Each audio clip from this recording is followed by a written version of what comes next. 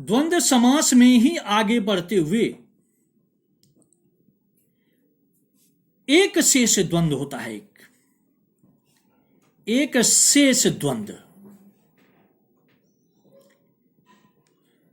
जब दो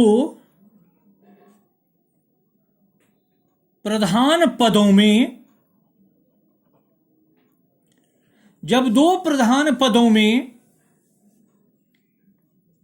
एक का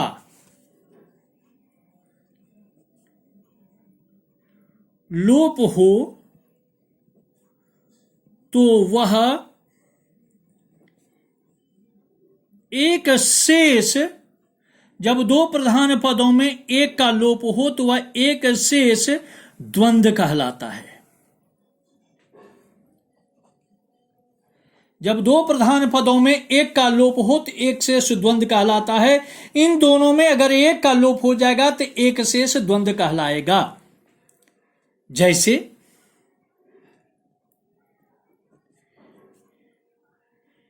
माता च पिता च, माता च पिता च, एक वचन माता एक वचन पिता, तो एक वचन मिलने से द्विवचन हो जाता है। यहां पर मैंने बनाया माता च पिता च ऊपर में, तो इसका अर्थ हो गया माता पितरो, लेकिन इसमें माता च पिता च से बराबर पितरो, यानी माता च पिता का द्विवचन पितरो, माता का लोप हो गया, इसलिए यह एक शेष द्वंद्व कहलाया। एक शेष द्वंद्व के लिए आवश्यक होता है कि दो प्रधान पदों में पुल्लिंग की प्रधानता होती है, इसलिए पितरो। जब हम पत्र लिखते हैं, जब हम पत्र लेखन करते हैं, जिसके अंत में हम लिखते हैं पितृभ्याम मम प्रणामांजलि, का अर्थ हो जाता है कि माता पिता को मेरा प्रणाम। ये नहीं कि केवल पिता को प्रणाम, एक शेष द्वंद्व से उसका एक का लोप हो जाता है। भ्राता च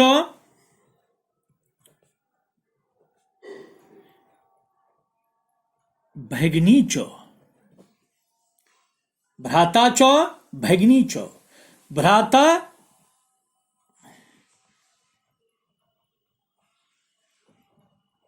च भगिनी च इक्वल टू भ्रातरो।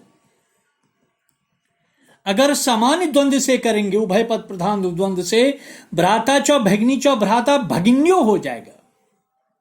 लेकिन एक शेष द्वंद्व से एक का लोप हो जाएगा तो भ्राता का द्विवचन भ्रातरो हो जाएगा, एक का लोप हो जाएगा।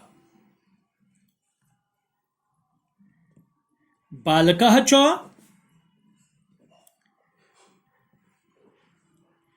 वालिका च, बालकः च वालिका च बराबर बालको,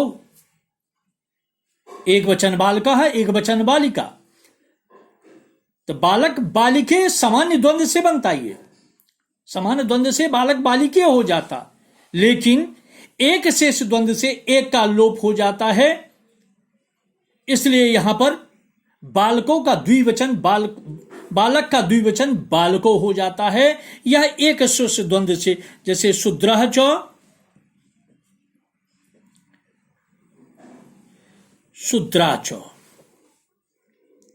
शूद्रः च शूद्रा च इक्वल टू शूद्रो,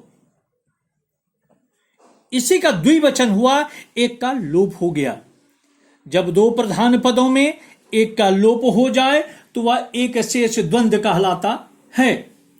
द्वंद्व समास में दोनों अर्थों की प्रधानता होती है, इसलिए कहा जाता है उभय पद प्रधानो द्वंद्वः। जिस समास में दोनों पद प्रधान हो वह द्वंद्व समास कहलाता है। अगर दो पदों में एक का लोप हो जाता है तो वह एक शेष द्वंद्व कहलाता है। तो एक शेष द्वंद्व के अंतर्गत ये मैंने उदाहरण प्रस्तुत किया।